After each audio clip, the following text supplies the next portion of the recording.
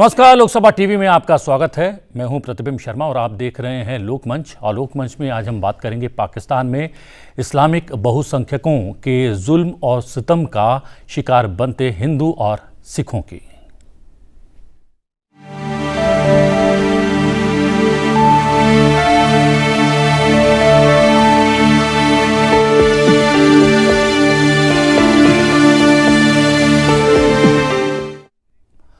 पाकिस्तान के सिंध प्रांत में हिंदू युवती को अगवा किए जाने का एक मामला सामने आया है। इस नई घटना में हिंदू युवती को मंडप से अगवा कर जबरन धर्म परिवर्तन कराया गया और मुस्लिम युवक से शादी भी करवाई गई। सिंध में एक मंदिर पर कुछ लोगों ने हमला कर दिया और तोड़फोड़ की। कुछ दिन पहले ही ननकाना साहिब गुरुद्वारे पर हुई पत्थरबाजी की निंदा पूरे विश्व में हुई थी। अब इससे पहले सितंबर महीने में भी सिंध में ही एक हिंदू मंदिर में कट्टरपंथियों ने तोड़फोड़ की थी। लोक मंच में पाकिस्तान में हिंदुओं पर बढ़ते अत्याचार और अल्पसंख्यकों की बद से बदतर होती स्थिति को नज़दीक से जानने समझने की कोशिश करेंगे और जानेंगे कि इस स्थिति को रोकने के लिए भारत क्या कदम उठा सकता है और अंतर्राष्ट्रीय बिरादरी को क्या कुछ करना चाहिए। विशेषज्ञ मेहमानों से आपका परिचय करवा देता हूं। हितेश शंकर जी वरिष्ठ पत्रकार हमारे साथ मौजूद हैं। हितेश जी, आपका बहुत बहुत स्वागत है। सोना दास जी हैं, पाकिस्तान से आए शरणार्थी हैं। सोना दास जी, आपका भी बहुत बहुत स्वागत है। और विवेक शर्मा, जो पाकिस्तान, अफगानिस्तान और बांग्लादेश से शरणार्थी आते हैं या फिर आए हैं सालों पहले, उनकी सेवा में लगातार लगे हुए हैं, समाज सेवी हैं। विवेक जी, आपका भी बहुत बहुत स्वागत है। विवेक जी, आप जो हैं इस तरीके से इन 3 देशों से आने वाले शरणार्थियों को जहाँ पर शरण लेते हैं वहाँ पर इनके जीवोपार्जन की जो है कोशिश में लगे हुए हैं। लेकिन कब से आपने ये शुरू किया, किस तरीके से लोगों ने आपको अप्रोच किया या फिर आप वहाँ पर पहुँचे, शुरुआत कहाँ से हुई? देखिए, ये जो मैं शायद गलती से ही पहुंचा था, पर वो गलती बहुत अच्छी थी क्योंकि मुझे ये लोग मिले, जो कि कंजावला में मुझे मिले। एक खेत में ये लोग रहते थे, वहीं किसी ने अपने खेत में इनको जगह दे रखी थी रहने के लिए, कंजावला में। उसके बाद दिसंबर 2014 में बहुत ठंड में ये लोग जमुना के किनारे मजनू का टीला आके टेंट में रहने लगे, छोटे छोटे टेंट में। और -डिग्री वहाँ पर नदी के किनारे टेम्परेचर होता था। बिल्कुल किसी भी कंडीशन में वहाँ पे रुका नहीं जा सकता था। तो वो देखते देखते डाटा मेरे पास सारा है उस रात का, फोटोग्राफ का, कि किस तरीके से ये लोग, वहाँ की महिलाएं, बच्चे छोटे छोटे ठंड में सिकुड़ के वहाँ पे रात को रह रहे थे कि सिर्फ शरण मिल जाए। और इतनी ऐसी सिचुएशन में वो इस वजह से मजबूर थे वहाँ रहने के लिए, बल्कि खुश भी थे कि उनकी बेटियाँ वहाँ पे सुखी थीं। उनकी बेटियों को कोई वहाँ पे परेशान नहीं कर सकता था, गलत नज़र से नहीं देख सकता था। अगर वहाँ पे महिलाओं ने शिक्षा नहीं ली पाकिस्तान में, तो उसका ये कारण था क्योंकि वो सेफ़ नहीं थी। 5th क्लास से ऊपर वो लड़कियाँ बाहर नहीं जा सकती थी पढ़ने के लिए। यहाँ वो पढ़ने के लिए भी जाती हैं, अपना सेफ़ भी हैं, बातें भी करती हैं सब लोगों के साथ, जितने भी पुरुष लोग वहाँ पे आते हैं, फिर पत्रकार मीडिया जो आती है उनसे भी बहुत अच्छे से वहाँ पे बातें करते हैं। और इस चीज़ को देखते देखते अभी कुछ टाइम से उनकी शिक्षा का मुद्दा आया था। शिक्षा को लेके हमने बहुत कोशिश करी। सोना दास जी को भी 2014, 15, 16 से हम लोगों ने दिल्ली सरकार को अप्रोच किया बच्चों के एडमिशन के लिए। दिल्ली के स्कूल में लिस्ट दी कि इसी क्लास के बच्चे हैं, इनको यहाँ पे एडमिशन होना चाहिए। बहुत मुश्किल से कुछ बच्चों का एडमिशन हुआ। इसके बाद अभी पिछले साल, 1.5 साल पहले की बात है, एक बच्चे के एडमिशन के लिए हम लोग गए थे जिसमें कि स्कूल ने मना कर दिया। स्कूल के बाद हम लोग डायरेक्टरेट ऑफ एजुकेशन के पास गए। स्कूल ने मना क्यों कर दिया? कि ये इनके पास बैंक अकाउंट नहीं है, तो इस वजह से हम इसको एडमिशन नहीं देंगे, इनको यहाँ की नागरिकता नहीं है, इस वजह से हम लोग इनको एडमिशन नहीं देंगे। तो इस तरीके की परेशानी, क्योंकि नागरिकता को लेकर विषय हमेशा से विकट रहा होगा, तो बहुत सारी परेशानियां और भी आती होंगी, राशन को लेकर भी आती होंगी। बिल्कुल जी। जो राशन वाली अगर हम बात करते हैं तो आप देखें, जो बांग्लादेशी लोग हैं, जो बांग्लादेशी या रोहिंग्या जो लोग हैं, घुसपैठिए जो हैं, जो इलीगल तरीके से आए हुए हैं, जहांगीरपुरी में पूरा जुग्गी का इलाका है, वहाँ पे उनको आपको फ्री बिजली, फ्री पानी, साथ में राशन कार्ड और सारी फैसिलिटीज़ मिलेगी।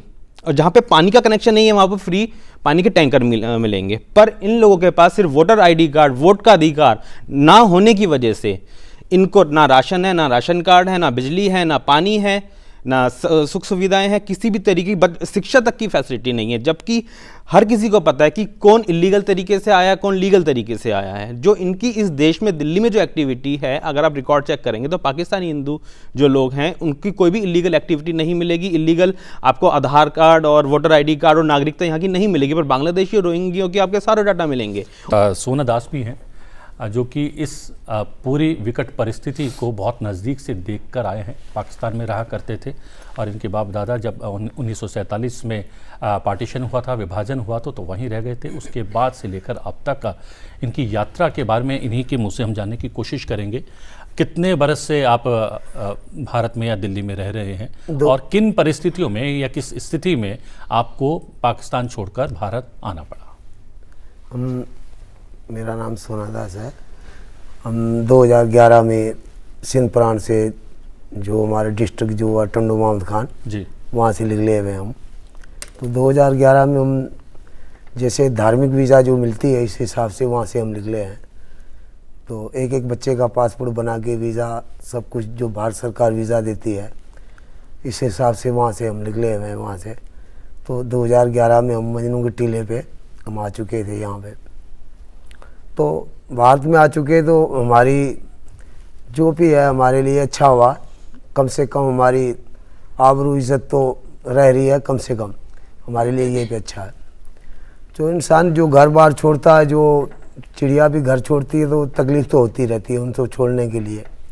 तो हमने घर बार ज़मीन जायदाद सब कुछ हमने छोड़ा वहाँ पे।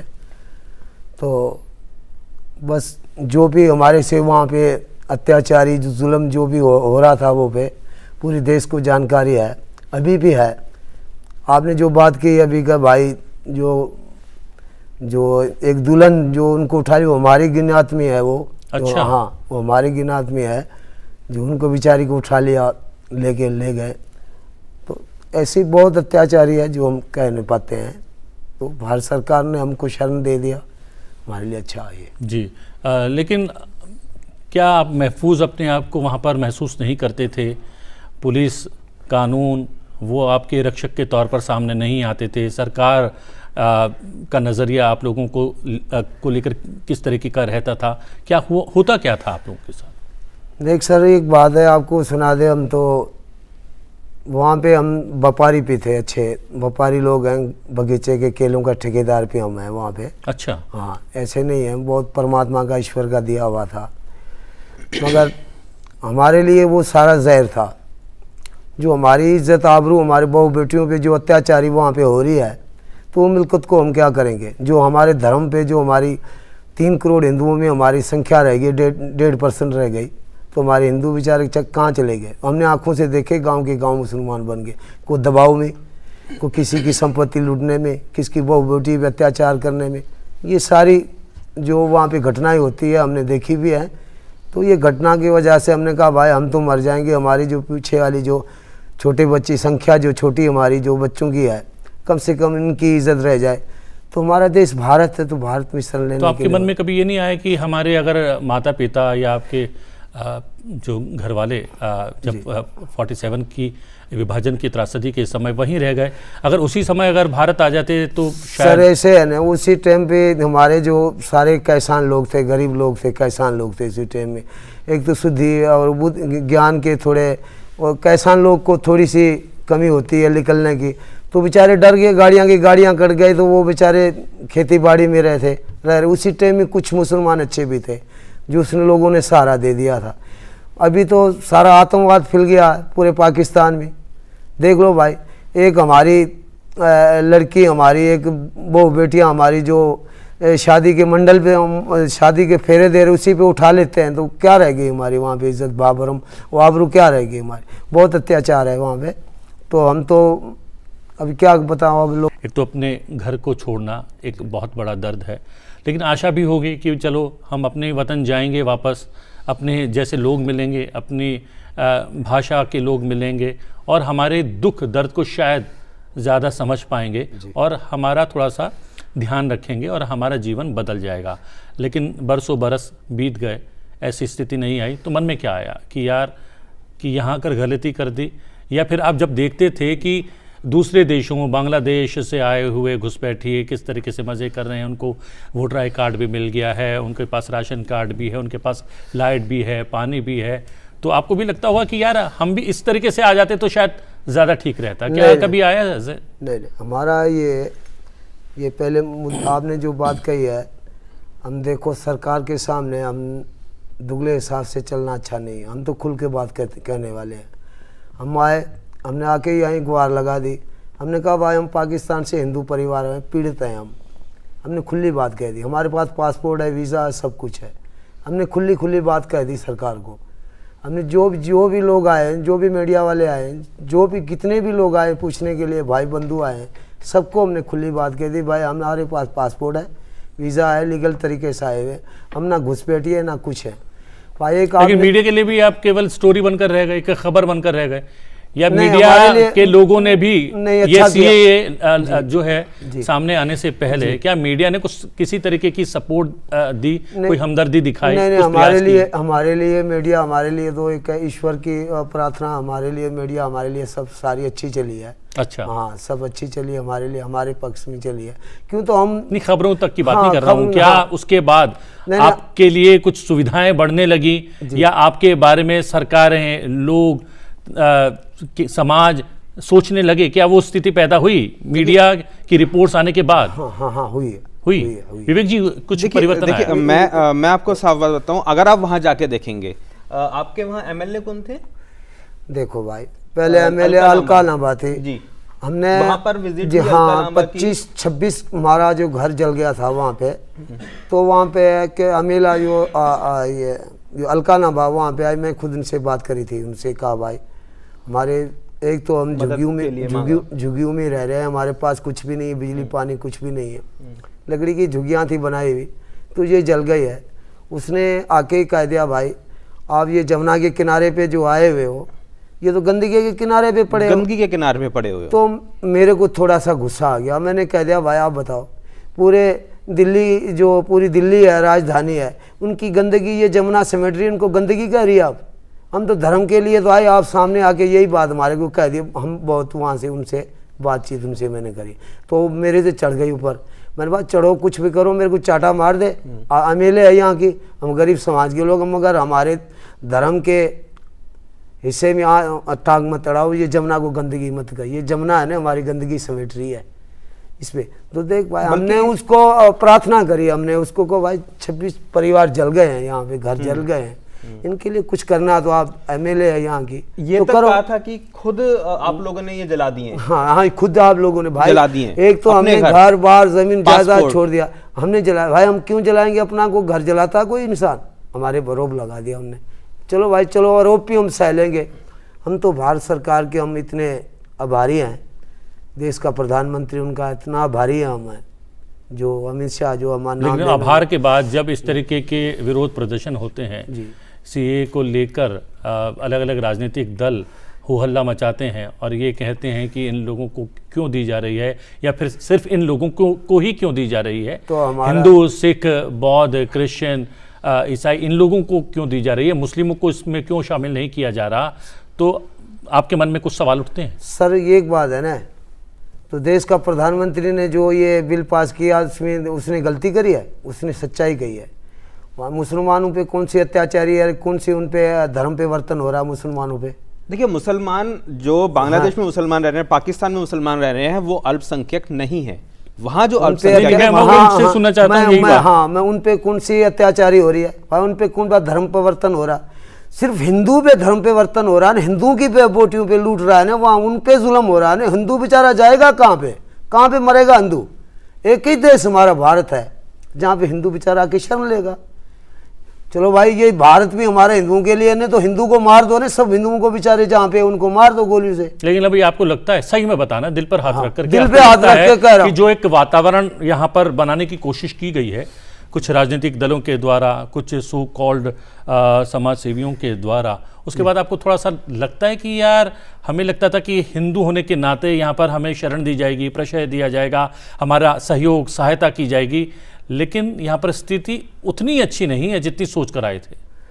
हमारे लिए अच्छी है, हम भूखे भी मर सरकार जाएंगे। की- सरकार की बात सरकार नहीं की कर- स्थिति की बात नहीं कर रहा हूं मैं, सरकार की सरकार ने नहीं जो कह रहा किया, हूं। हमारे लिए हमारे बहू बेटियों की इज्जत रह गई ना, हमारे लिए ये सारी स्थिति अच्छी है, हमारे लिए अच्छी है। जो हमारी इज्जत आबरू रह गई तो अच्छी है ना हमारे लिए। हम भूखे भी अच्छे हैं, भूखे मर जाए फिर भी अच्छे, सिर्फ कम से कम हमारा धर्म तो रह गया, हमारा धर्म तो बच गया, हमारी बहू बेटियों की इज्जत तो रह गई, तो हमारे लिए अच्छा है ना ये। हम सबसे, हमारा धर्म तो ऊंचा है ना, हम धर्म के लिए मरेंगे मिटेंगे धर्म के लिए। और हम वहाँ पे कह रहे थे भाई ले लो 3 करोड़ ले लो 4 करोड़ ले लो, ये ज़मीन ले लो ज़्यादा। मेरी 16 एकड़ खेत थी वहाँ पे, मैंने क्यों छोड़ी वो, मैंने घर क्यों छोड़ा, मैंने मंदिर क्यों छोड़ा वहाँ के, मैंने छोड़ा इसलिए छोड़ा, हमारा धर्म पे आँच आ रही थी, हमारी बहू बेटियों पे अत्याचारी हो रही थी, हमने छोड़ दिया वहाँ पे। अभी जो कैंप की स्थिति है वो ये है कि वहाँ लोगों को जब से सीए आया है डर मन में बैठ गया कि कहीं हमारे ऊपर यहाँ पे हमला ना हो जाए। हो जाए इस तरीके इतने से डर रहे हैं। वही इतना वही डर मैं है। आपसे हाँ, यही वही मैं डर जानने रहे की हैं ना, कोशिश वो कर तो रहा डर रहे हैं। था। हमने तो वहाँ पे इतनी परेशानी हुआ है, परेशानी थोड़ी सी हो रही है भाई, कोई ऐसा व्यक्ति अंदर कोई ना आ जाए। अंदर आके घुस के कोई काम ना कर जाए, हम तो थोड़ी सी हम पे आगे पीछे भाग दौड़ करते हैं भाई। देख लें भाई, हम तो एक तो गरीब लोग हैं, समाज के लोग निकले हुए हैं, वहाँ पिलाता हिंदू हैं बेचारे, मरे हुए हैं बेचारे, एक दूसरा कोई इन पे आ जाए ना आँच आ जाए हमारे पे, तो भाग दौड़ करते हैं। पुलिस को भी हाथ जोड़ते हैं, हमारे लिए पुलिस दिल्ली के है ना, वो बहुत सहारा दे रही है हमारे लिए। जो दिल्ली की पुलिस हमारे लिए सहारा दे रही है, हमारे लिए अच्छा दे रही है सहारा, रात को चौकी वौकी देती है, और भी देंगे तो उनके लिए भलाई है, हमारे बच्चों के लिए भलाई है। और देखिए ये जो शाहीन बाग में जो पूरा आप देख रहे हैं जो हालात हैं इतने दिनों से, इतने लंबे समय से, ऐसा लगता है कि जैसे कि जो पाकिस्तानी हिंदू लोगों के लिए जो अब जो स्थिति आई है अच्छी, उसके विरोध में वो लोग खड़े हुए हैं। क्योंकि अगर आप देखेंगे अभी 8 फरवरी को चुनाव है दिल्ली में, चुनाव में क्या वो जो लोग वहाँ बैठे हुए हैं क्या वोट नहीं डालेंगे? क्या नीली स्याही उंगली पे उनकी उंगली पे नहीं लगेगी? लगेगी। अगर उनके पास वोटर आईडी कार्ड है, प्रूफ है, तो वो वहाँ पे धरने में क्यों बैठे हुए हैं? अगर उनके पास नहीं है मतलब वो घुसपैठिए हैं, और अगर वोटर आईडी कार्ड है तो वो क्यों बैठे हैं? क्या इनका विरोध करने के लिए बैठे हैं, या फिर बांग्लादेशी घुसपैठियों रोहिंग्यों का समर्थन करने के लिए बैठे हुए हैं? सवाल ये है। लेकिन सबसे बड़ी बात यह है कि ऐसे लोगों के समर्थन में भी बहुत सारे लोग आ जाते हैं जो अपने आप को बुद्धिजीवी कहते हैं, जो अपने आप को पत्रकार भी कहते हैं, जो अपने आप को कलाकार भी कहते हैं, जो अपने आप को शिक्षाविद कहते हैं। ऐसे लोग भी इनके समर्थन में आ जाते हैं। ये एक बड़ी सोचनीय स्थिति है। लेकिन एक स्थिति सोचनीय ये भी है कि जब 47 में विभाजन हुआ था, त्रासदी हम लोगों ने झेली थी, विभाजन के साथ हमें स्वतंत्रता भी मिली थी, तब तकरीबन 17% के करीब हिंदू पाकिस्तान में थे। फिर बाद में वहाँ पर बांग्लादेश बन गया, सीमा खिंच गई और बांग्लादेश में 23% के करीब हिंदू रहा करते थे। आज अगर पाकिस्तान की स्थिति है तो 1% के आसपास वहाँ पर हिंदू हो गए हैं, और बांग्लादेश में भी स्थिति जो है बहुत ख़राब होती जा रही है, और 7% के करीब वहाँ पर हिंदू बचे हैं।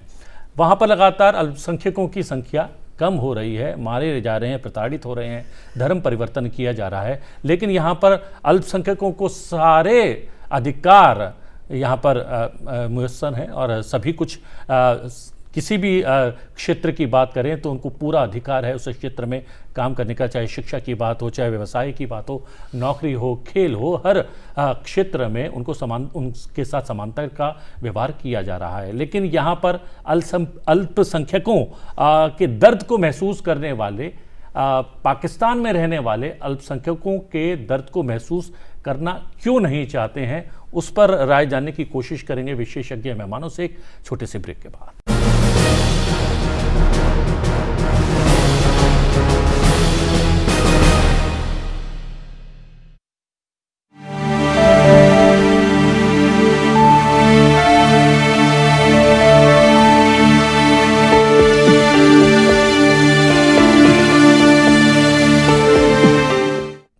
ब्रेक के बाद लोकमंच में आपका एक बार फिर से स्वागत है। लोकमंच में आज हम चर्चा कर रहे हैं पाकिस्तान में हिंदू, सिखों और धार्मिक अल्पसंख्यकों के साथ हर रोज़ होने वाली ज्यादती की, हर रोज़ होने वाली प्रताड़ना की, और 3 विशेषज्ञ हमारे साथ मौजूद हैं। लेकिन सोना दास जी, जैसे मैंने आपसे एक पहले सवाल भी पूछा था कि जब आप अपना घर छोड़कर भारत की धरती पर पहुंचे थे तो आपको लगा था कि यहाँ पर सुकून की सांस ले पाएंगे, हमें सहयोग करने के लिए हमारे हिंदू भाई या राजनीतिक दल के लोग आएंगे, हाथों हाथ लेंगे और एक हमारा आशियाना होगा, हम यहाँ के नागरिक बन जाएंगे और हम ढंग से और एक इंसान की तरह अपनी ज़िंदगी जो है बसर कर पाएंगे।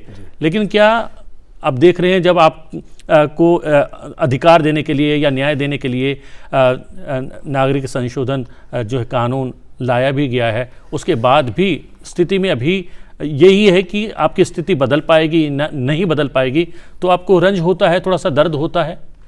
सर मैं 2011 में आया हूँ यहाँ पे, तो हम तो आशा करके आए थे, हम भारत में जा रहे हैं, हमारे लिए हिंदू भाई है, हमारे लिए सब कुछ होगा हमारे लिए, तो तकलीफ़ तो झेलनी पड़ेगी, तकलीफ़ तो झेली है हमने। रोहिंग्या जो ऐसी चला सकते हैं, रोहिंग्या जो पंखे चला सकते हैं, वो धरना दे सकते हैं, देश मांग सकते हैं, हम तो देश तो नहीं मांगा ना, हम तो शरण मांगी है ना। तो हमने देख लो 2011 से पकड़ कर अभी ये 2020 हो गया है, हमारे बुजुर्ग हैं, महिलाएं हैं, गर्भवती महिलाएं हैं, छोटे छोटे बच्चे हमारे हैं, स्कूल में जा रहे हैं बच्चे, रात को सो जाते हैं अंधेरे में, जमुना का किनारा, मच्छर है, डेंगू है। 3 बार मैं अरविंद केजरीवाल के पास में गया हूँ, 3 बार। उसको हाथ जोड़ के हमने कहा भाई हम बिल देने के लिए तैयार हैं, तुमको टेम्परेरी हमको लाइट दे दो, हाथ जोड़िए। अभी तक हमारी लाइट नहीं लग रही है, अभी तक मेरा पिताजी अभी 92 साल का है, चल कर लाठी पे रात को शौचालय, दोनों तरफ शौचालय, दूर दूर शौचालय, विवेक को देखा है विवेक ने, वो रात को निकल के बेचारा बुजुर्ग हमारा 92 साल का, उन भाई सारी रात उनके साथ तो बैठना नहीं है। एक शुगर की मरीज है, मेरी माता जी है, 85 साल की है, वो वहाँ से बेचारे लाठी लेके दूर दूर तक है शौचालय बने हुए, वहाँ पे जाती है। कीचड़ बिल्कुल कीचड़, इतना कीचड़ है जो आप अभी भी आज देख के आया, विवेक देख के, इतना कीचड़ है, छोटे छोटे बच्चे हमारे। कम से कम कीचड़ की बात नहीं करूँ, कम से कम टेम्परेरी हम लाइट मांगी थी अरविंद केजरीवाल के पास। हम इंसान नहीं है, देखना भाई ये रोहिंग्या का दे सकता है, वो बिजली लाइट दे सकता है, हम तो हिंदू शरणार्थी हैं जो दिल आके खोल के हमने कहा भाई हम लीगल तरीके से आए हुए हैं, पासपोर्ट है, वीज़ा, हर साल वीज़ा बढ़वाते हैं। तो क्या आपके जितने भी परिवार के सदस्य थे सभी आ गए पाकिस्तान से, या अभी कुछ लोग वहाँ पर मौजूद हैं?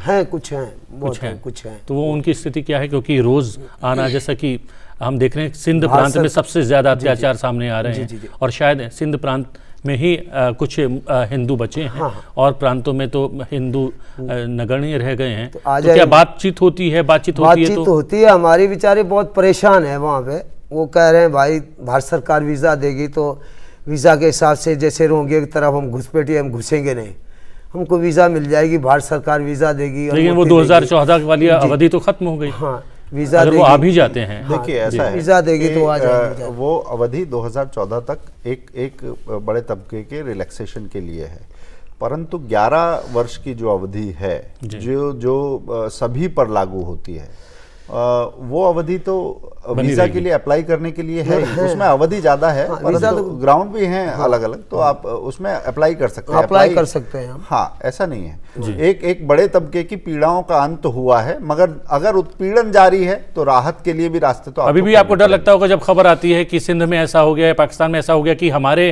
किसी रिश्तेदार के साथ, सगे संबंधी के साथ तो नहीं हो गया, एक डर तो उत्पन्न होता होगा। बहुत डर है। अभी पाकिस्तान की जो हालत हम सुन रहे हैं, हम फ़ोन पे बात करते हैं तो इतनी हालत तो वहाँ पे गंभीर है।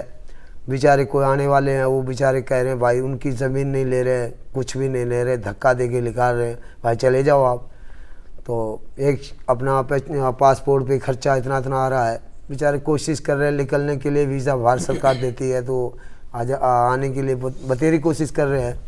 तो हम ये दिल से भावना से कह रहे हैं, हमारे बेचारे हिंदू बहुत पीड़ित है वहाँ पे, तो उनको वहाँ की सरकार जो है, वहाँ की जो गवर्नमेंट है, कम से कम देखना चाहिए उनको जी। भाई लेकिन विवेक जी, आप जिस तरीके से इन लोगों की सहायता कर रहे हैं, सहयोग कर रहे हैं, तो आपको भी कई बार आपको थक जाते होंगे, आपको लगता होगा कि यार अपने ही लोगों को नहीं पड़ी इन लोगों की, तो कितना कर सकते हैं, कितने जब प्रयास करते होंगे और अधूरे से लगते होंगे, जबकि वो फलीभूत नहीं होते होंगे, तब थोड़ा सा गुस्सा भी आता होगा, थोड़ा सा रस भी होता होगा, बहुत फ्रस्ट्रेशन हो जाती है कि हम लोग कोशिश कर रहे हैं, भागदौड़ कर रहे हैं, पर किसी तरीके का इनिशिएटिव नहीं लिया जाता है इन लोगों के समर्थन के लिए, इनको सपोर्ट करने के लिए। मिनिमम सर्विसेज इनको देने के लिए, सिर्फ और सिर्फ अपना वोट बैंक और इन सब की राजनीति करने के लिए। हम लोग भी बहुत परेशान होते हैं। हमें पता है कि जब हम स्कूल जाते हैं बच्चों के लिए, हॉस्पिटल जाते हैं इनके ट्रीटमेंट के लिए, कितने कितने हम लोग को यहाँ इनके लिए धक्के खाने पड़ते हैं। इनकी कहानियाँ वहाँ पे पाकिस्तान की इनकी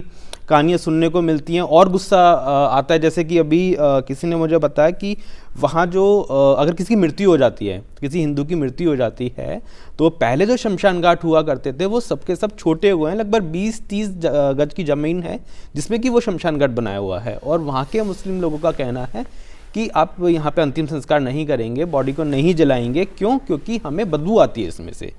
तो वहाँ के जो हिंदू लोग हैं सिंध नदी के किनारे चुपचाप से चोरी छिपे अंतिम संस्कार कर रहे हैं।